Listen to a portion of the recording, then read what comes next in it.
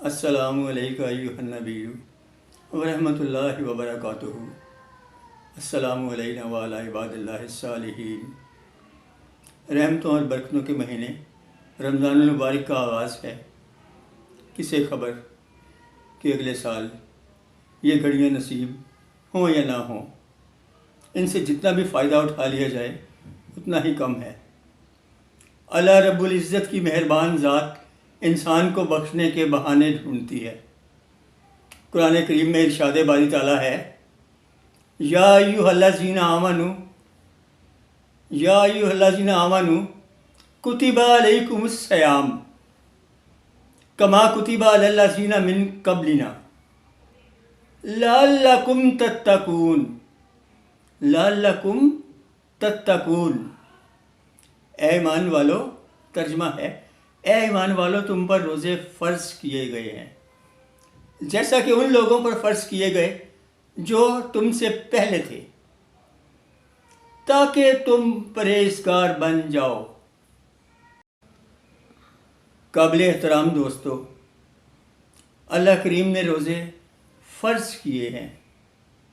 روزے تو ہمیں، اور فرض جو کام ہے وہ تو کرنا ہی ہے، روزے تو رکھنے ہی ہیں۔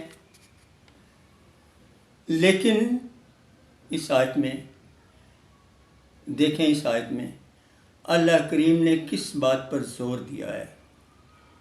روزہ رکھنے کا دنیا میں حاصل کیا ہے؟ روزہ رکھنے کا دنیا میں حاصل کیا ہے؟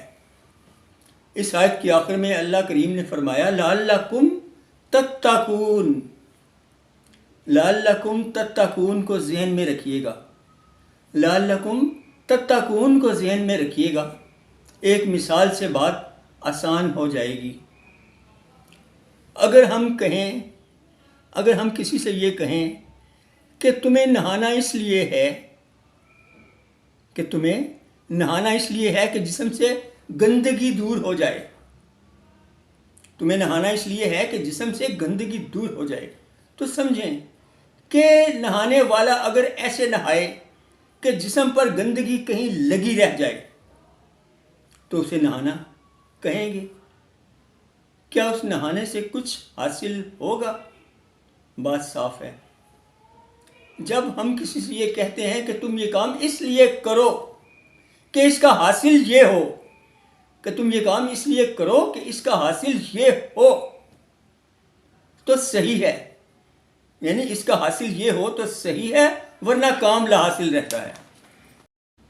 دوستو، اللہ کریم نے روزہ داروں سے قرآن مجید میں ارشاد فرمایا ہے، تتقون، تمہیں تقوی حاصل ہو۔ ارشاد فرمایا ہے، تتقون، تمہیں تقوی حاصل ہو، یعنی پرہیزگار بن جاؤ۔ اور تتقون سے پہلے لعلکم تتقون فرما کے روزے کا مقصد واضح کیا ہے۔ تتقون سے پہلے لعلکم تتقون فرما کر روزے کا مقصد واضح کیا ہے کہ روزہ اس لیے رکھو کہ پرہیزگار بن جاؤ، یعنی روزہ اللہ کے حکم پر عمل ہے اور روزے کا مقصد پرہیزگاری ہے۔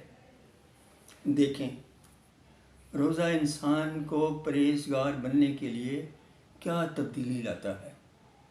روزہ انسان میں پرہیزگار بننے کے لیے کیا تبدیلی لاتا ہے؟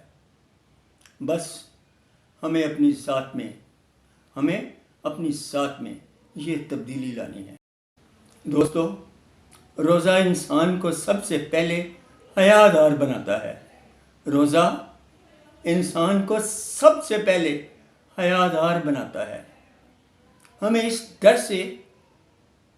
ڈر سے کہ اللہ دیکھ رہا ہے، خود کو حیادار بنانا ہے۔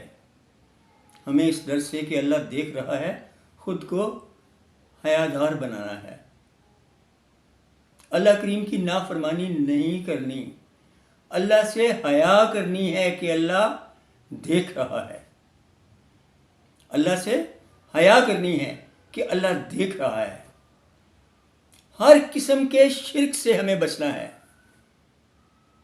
ہر قسم کے شرک سے ہمیں بچنا ہے کہ اللہ دیکھ رہا ہے۔ اللہ کریم نے ارشاد فرمایا کہ جھوٹے پر میری لعنت ہے، اور نبی کریم صلی اللہ علیہ وآلہ وسلم کا فرمان عالی شان ہے کہ مسلمان جھوٹا نہیں ہو سکتا۔ نبی کریم صلی اللہ علیہ وآلہ وسلم کا فرمان ہے کہ مسلمان جھوٹا نہیں ہو سکتا۔ روزہ رکھ کر ہمیں جھوٹ بولنے سے بچنا ہے کہ اللہ دیکھ رہا ہے۔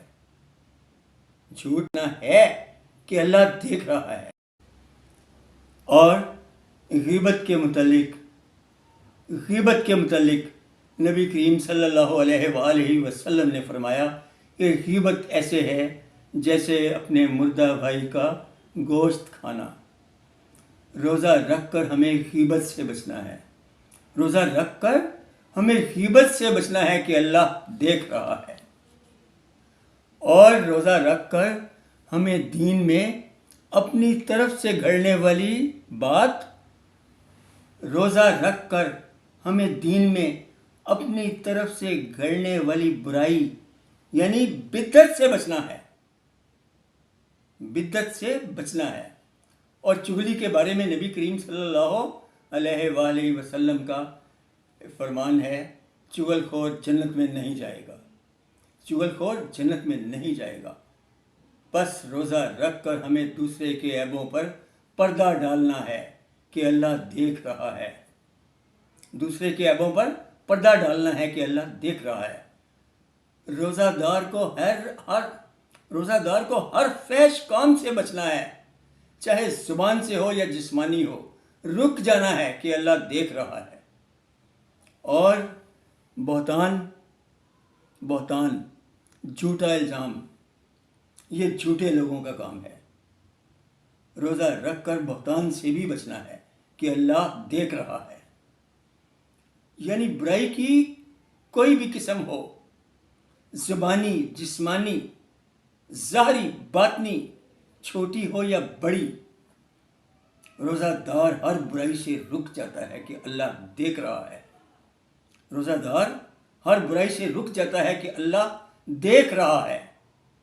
اور اس رک جانے کا نام روزہ ہے، اور یہی لعلکم تتقون ہے، جس کا اجر خدا نے خود اپنے ذمے لیا ہے۔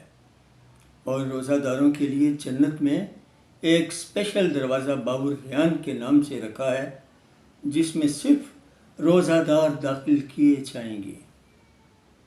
اور دوستو، یہ سب باتیں آخری کلمے میں موجود ہیں۔ یہ سب باتیں آخری کلمے میں موجود ہیں۔ وما علینا الا البلاغ المبین۔